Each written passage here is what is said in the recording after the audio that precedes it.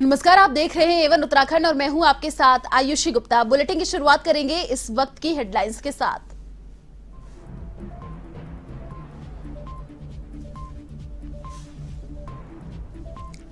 उत्तराखंड में राज्यसभा सीट पर बीजेपी प्रत्याशी डॉक्टर कल्पना सैनी की निर्विरोध जीत। भाजपा मुख्यालय में सैनी का कार्यकर्ताओं ने किया स्वागत। किसी अन्य दल ने दाखिल नहीं किया था नामांकन पत्र।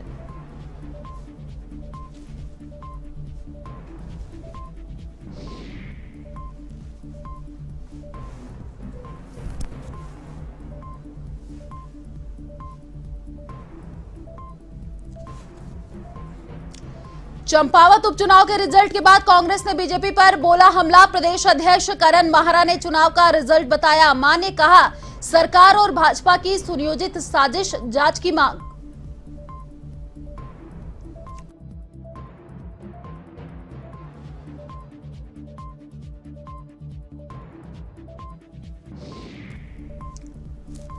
जम्मू कश्मीर में दुश्मनों से लोहा लेते उत्तराखंड का जवान शहीद। सीएम धामी ने जवान प्रवीण सिंह की शहादत पर जताया दुख। कैबिनेट मंत्री गणेश जोशी और विधायक शक्ति लाल शाह ने दी श्रद्धांजलि।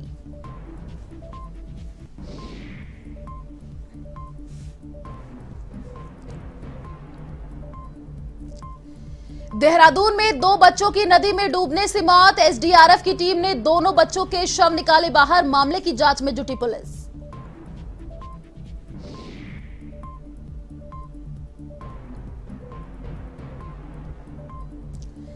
लक्सर के बुकनपुर गांव में रफ्तार का कहर। हादसे में दर्जनों भैंसों की मौत। करीब 10 पशु लापता। घायल 3 लोगों को हायर सेंटर किया रेफर। फरार गाड़ी चालक की तलाश में जुटी पुलिस।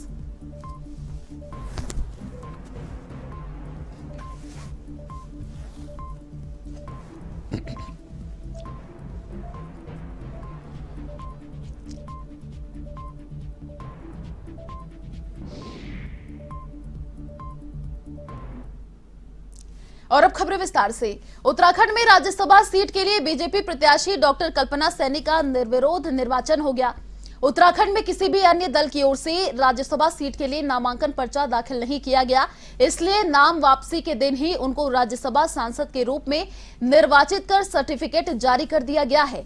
ऐसे में कल्पना सैनी ने विधानसभा सचिव से निर्विरोध निर्वाचित होने का सर्टिफिकेट प्राप्त किया। वह इसके बाद अपने समर्थकों के साथ भाजपा मुख्यालय पहुंची, जहां भाजपा कार्यकर्ताओं ने उनका स्वागत किया।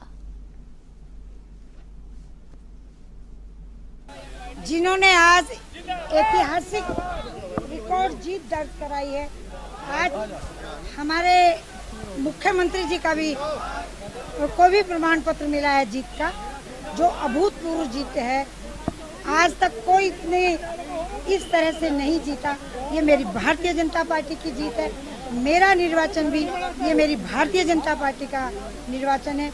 मेरे हाई कमान का आभार है, मेरे प्रदेश नेतृत्व का आभार है, मेरे केंद्रीय नेतृत्व का आभार है। और इस खुशी ने हमें और दृढ़ प्रतिज्ञा किया। जम्मू कश्मीर के शोपिया क्षेत्र में दुश्मनों से लोहा लेते हुए उत्तराखंड के एक जवान शहीद हो गया। जम्मू में शहीद हुए भिलंगना ब्लॉक के पांडोली गांव निवासी प्रवीण सिंह के गांव में कोहराम मच गया। आपको बता दें कि सैनिक प्रवीण सिंह का 6 साल का बेटा है। शहीद के पिता भी पूर्व फौजी है। प्रवीण पिछले महीनों ही छुट्टी पर घर आए थे। वहीं मुख्यमंत्री पुष्कर सिंह धामी ने जवान प्रवीण सिंह की शहादत पर दुख व्यक्त करते हुए उन्हें श्रद्धांजलि दी है।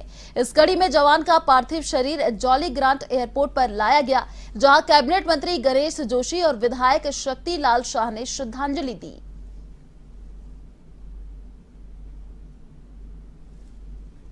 भारत माता का अमर सपूत नायक प्रवीण गोसाई, जो 15 गढ़वाल के थे, आईडी ब्लास्ट में शहीद हुए हैं।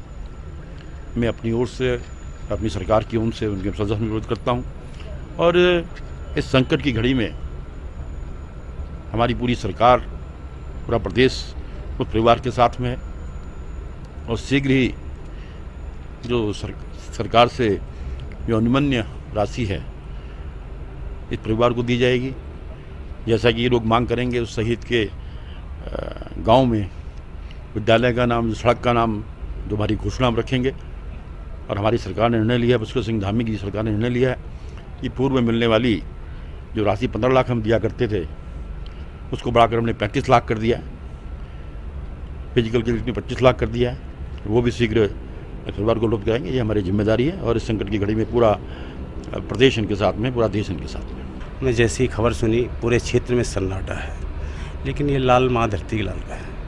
ये भारत माँ की सेवा करते करते अपने प्राणों को, और पूरा क्षेत्र में एक शोक की लहर है। जैसे ही पता चला सारे सरकार में भी देखें, आप माननीय मंत्री जी यहाँ खड़े हैं, हम करीब 3 बजे से यहाँ इस एयरपोर्ट पर खड़े थे। डेड बॉडी पहुँच चुकी है और कल इसे इनके पैतृक गाँव ले जाकर इनका अंतिम संस्कार किया जाएगा। चंपावत उपचुनाव के नतीजे आने के बाद कांग्रेस ने सरकार और भाजपा की सुनियोजित साजिश बताया है। प्रदेश अध्यक्ष करण माहरा ने चुनाव का रिजल्ट अमान्य बताया और जांच की मांग की है। उन्होंने कहा कि उपचुनाव वाले दिन 1 बजे बाद किसी भी पोलिंग बूथ पर कोई लाइट नहीं थी, सीसीटीवी कैमरा बंद थे। फिर वो वोटर्स कौन थे जिन्होंने 1 बजे से 5 बजे तक वोटिंग परसेंटेज बढ़ाया। उन्होंने कहा कि चुनाव आयोग और राज्यपाल से पूरे चुनाव प्रक्रिया और खासकर मतदान के दिन की हाईकोर्ट के रिटायर जज से जांच की मांग की जाएगी।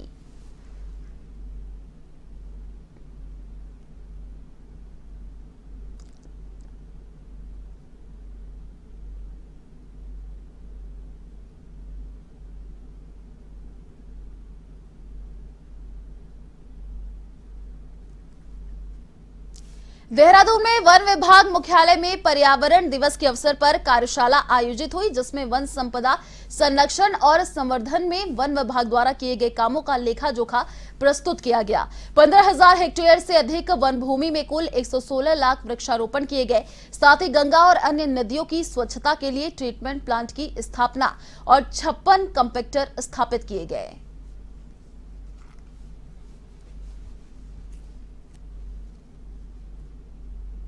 ये कार्यशाला आयोजित करने का मुख्य उद्देश्य ये था कि जो हमारे जितने विकास कार्य से जुड़े जितने विभाग हैं, उनके वहाँ से हम लोगों ने प्रतिनिधि बुलाए हैं, जो कि आकर यहाँ पर पर्यावरण संरक्षण करते हुए विकास कार्य कैसे किया जा सकता है, ये विभाग की ओर से समझ लेंगे। जैसे एक प्रकार देखा जाए तो पर्यावरण बचाने वाले विभाग, पर्यावरण से जुड़ा हुआ विभाग वन विभाग है, और विकास से जुड़े हुए दूसरे विभाग हैं। इनके दोनों के बीच में आपसी में जो है एक प्रकार से संवाद हो करके कैसे पर्यावरण का संरक्षण करते हुए विकास कार्य किया जा सकता है, इसके लिए से निचोड़ निकालना है। इसके लिए आज हम लोग कार्यशाला आयोजित किया है। इसमें मुख्य रूप से 5 हमारे वक्ता है जो अपने अपने विशेषज्ञता के अनुसार अपना बताएंगे। जैसे कि मैं उदाहरण लेना चाहूँगा कि डॉक्टर देहरादून के हरावाला चौकी क्षेत्र के नकरौंदा 0 पॉइंट के पास 2 बच्चों की नदी में डूबने से मौत हो गई। आपको बता दें कि 4 बच्चे नदी में नहाने के लिए गए थे, जिसमें से सिर्फ 2 बच्चे ही वापस आए। सूचना पर पहुंची पुलिस ने सर्च ऑपरेशन शुरू किया और मौके पर पहुंचे एसडीआरएफ टीम ने दोनों बच्चों के शव को बाहर निकाला और पुलिस को सौंप दिया। फिलहाल पुलिस मामले की जांच में जुटी हुई है।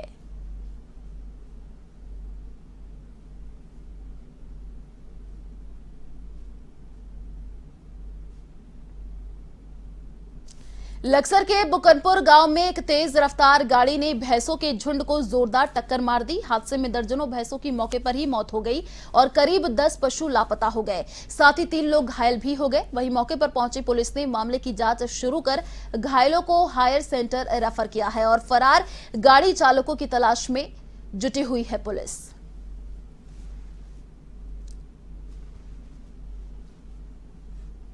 एक स्कॉर्पियो चालक ने जो यहाँ इस स्कॉर्पियो पड़ी है ना, इस स्कॉर्पियो चालक द्वारा इसमें कल रात अनियंत्रित तरीके से उसने उतावलीपन से गाड़ी चला रहा होगा या ओवर स्पीड रहा होगा, तो भैंस चल रही थी गुजरों की यहाँ पर रास्ते में रोड पर। उत्तराखंड के दिनेशपुर में आम आदमी पार्टी के जिला अध्यक्ष सुभाष व्यापारी के आगमन पर आप कार्यकर्ताओं ने जोरदार स्वागत किया।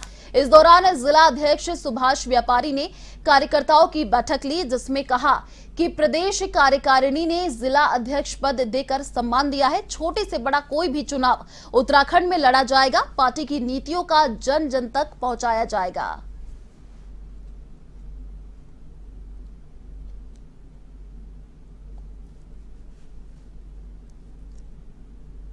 दिनेशपुर क्षेत्र के जयनगर में महावीर इंडस्ट्री फैक्ट्री में शॉर्ट सर्किट से आग लगने से लाखों का नुकसान हो गया।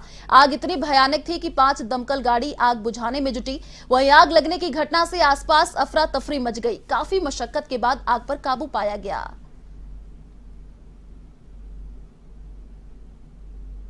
अभी मेरे को पता करना पड़ेगा क्या वजह रही, क्योंकि मैं भी था नहीं। तो अभी उसको देख के क्या रही है, मैं भी एक बार जाँच होगा, उसके बाद पता चलेगा क्या है। कौन सी फैक्ट्री और क्या कुछ बनता था यहाँ पे? ये ग्लव्स बनते हैं। क्या नाम है फैक्ट्री का? महावीर इंडस्ट्रीज। लगभग कितने का नुकसान हुआ? अभी मैं कुछ कह नहीं सकता कितना नुकसान हुआ होगा, अभी तो देखेंगे कितना हुआ है, उसके बाद ही बताएंगे। ऋषिकेश में वीकेंड के मौके पर लाखों की संख्या में पहुंचे पर्यटकों के वाहनों से शहर की सड़कें छोटी पड़ गई। नेपाली फार्म से लेकर तपोवन तक जगह जगह जाम लगा रहा। भरी गर्मी में चौक चौराहों पर पुलिस जाम को खुलवाने के लिए कड़ी मशक्कत करती हुई दिखाई दी, फिर भी सुबह से लेकर शाम तक जाम की लाइन कम नहीं हुई। कई जगहों पर मरीजों को ले जा रही एम्बुलेंस जाम में फंसी हुई नजर आई। मजबूरी में एम्बुलेंस संचालक को रॉन्ग साइड जाकर एम्बुलेंस अस्पताल पहुंचानी पड़ी। दरअसल भीषण गर्मी से निजात पाने के लिए दिल्ली एनसीआर के पर्यटक गंगा में राफ्टिंग करने के लिए ऋषिकेश, मुनि की रेती और लक्ष्मण झूल क्षेत्र में पहुंच रहे हैं। शनिवार को लाखों की संख्या में पर्यटक ऋषिकेश पहुंचे तो उनके वाहनों की कई किलोमीटर लंबी कतार लग गई। पुलिस ने हरिद्वार रोड पर पुरानी चुंगी से रूट डाइवर्ट कर बाईपास मार्ग पर निकाला, तब भी जाम में कोई कमी देखने को नहीं मिली।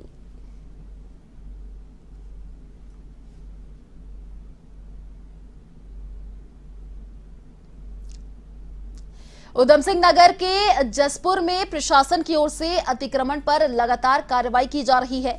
इसी कड़ी में रामनगर वन गांव में अवैध अतिक्रमण हटाया गया। इसके साथ गांव कासमपुर में भी अतिक्रमण हटाया गया। उप जिलाधिकारी सीमा विश्वकर्मा ने बताया कि कुछ जगह विरोध का सामना करना पड़ा, फिर भी अवैध मकानों को ध्वस्त किया गया है।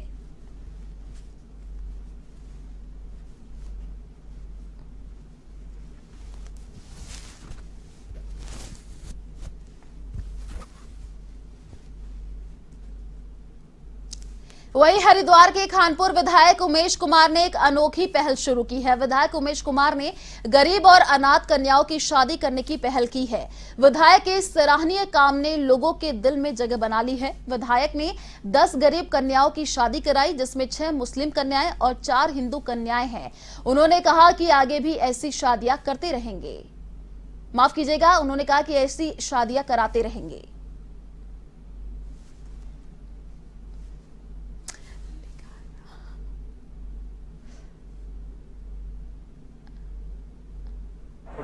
हमने एक बात जब हम विधायक बने थे शुरू में कही थी कि हमारी जो भी तनख्वाह विधायक के तौर पर हमें मिलती है, उस तनख्वाह से हम अनाथ कन्याओं की या जिनके पिता नहीं हैं उनकी शादी कराएंगे।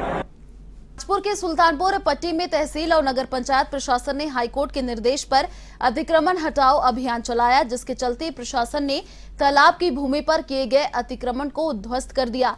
आपको बता दें कि लोगों ने तालाब की भूमि पर अतिक्रमण किया हुआ था, जिसके लिए हाईकोर्ट ने स्थानीय प्रशासन को अतिक्रमण हटाने के आदेश जारी किए थे। ये माननीय उच्च न्यायालय के आदेश के क्रम में जो तालाब की जितनी भी भूमि है और जिस पर अतिक्रमण किया गया है, उसको जो है आज जो हटाने की कार्रवाई प्रारंभ कर दी गई है। 31 इसमें चिन्हित किए गए हैं, बाकी का सर्वे जारी है। वो अभी जितने भी लंबित हैं, अभी तो 31 की हमने सूची बना रखी है, उसके अनुसार ही इसको हटाया जाएगा। खबर उत्तराखंड के ऋषिकेश से है, जहां मुनि की रेती थाना क्षेत्र के ढालवाला क्षेत्र में अब नटराज चौक से भद्रकाली तक लगने वाले जाम से लोगों को राहत मिलेगी। पुलिस ने जाम लगने की सबसे बड़ी समस्या का समाधान कर दिया है। दरअसल ढालवाला क्षेत्र में रिलायंस और इंडियन ऑयल पेट्रोल पंप पर तेल भरवाने के बाद वाहन सड़क क्रॉस करते हैं, लेकिन रोड क्रॉसिंग करने वाले वाहनों की वजह से जाम की समस्या बनी रहती है।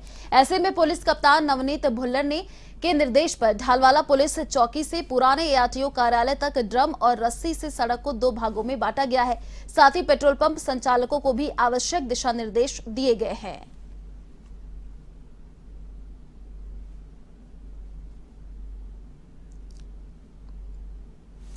उत्तराखंड के लालकुआं में बिंदुखता चौकी प्रभारी और वकील के बीच हुए विवाद ने इतना तूल पकड़ लिया कि वकील के समर्थक एसएसपी नैनीताल के पास चौकी इंचार्ज की शिकायत करने पहुंच गए। इस दौरान वकील समर्थकों ने चौकी इंचार्ज को हटाने और उनके खिलाफ कार्रवाई की मांग की है। हालांकि कुछ लोगों ने बिंदुखता चौकी प्रभारी का समर्थन भी किया है। फिलहाल एसीपी सिटी हरबंस सिंह ने मामले की जांच का आश्वासन दिया है। की द्वारका जी की बदली हो रही है यहाँ से। हम चाहते हैं कि हमारे गांव से बाहर नहीं जाएंगे, हमारी रक्षा के लिए मतलब वहीं की कालिका मंदिर है वो वहीं रहना चाहिए। हमारी बहुत रक्षा करते हैं। बहुत ख़राब हो रहा है और क्या कहते हैं द्वारका जी यहाँ से जा रहे हैं करके सुनी, हम तो आ गए यहाँ। हम उनको मना करने के लिए आए। इनका ट्रांसफ़र कुछ तथ्यों के माध्यम से अगर किया जा रहा है तो हम चाहेंगे कि इनका ट्रांसफ़र न हो और ऐसे जनसेवक की हमें हमारे बिंदुखत्ते वालों को सख्त जरूरत। बिंदुखत्ता क्षेत्र में बहुत अच्छा काम किया है, नशे के विरुद्ध भी काम किया है और उनका आम छवि पब्लिक के बीच में बहुत बढ़िया है और उनके द्वारा ये निवेदन किया गया है, ये आग्रह किया गया है कि उनको वहाँ से ना हटाया जाए। इसके लिए मैं कप्तान साहब से और सीनियर अफसर से बात करूँगा और जो भी उसमें निर्णय लिया जाएगा उसके अनुसार कार्रवाई की जाएगी। चलिए फिलहाल इस बुलेटिन में इतना ही। देश और दुनिया की तमाम बड़ी खबरों को देखने के लिए आप देखते रहिए A1 TV। नमस्कार।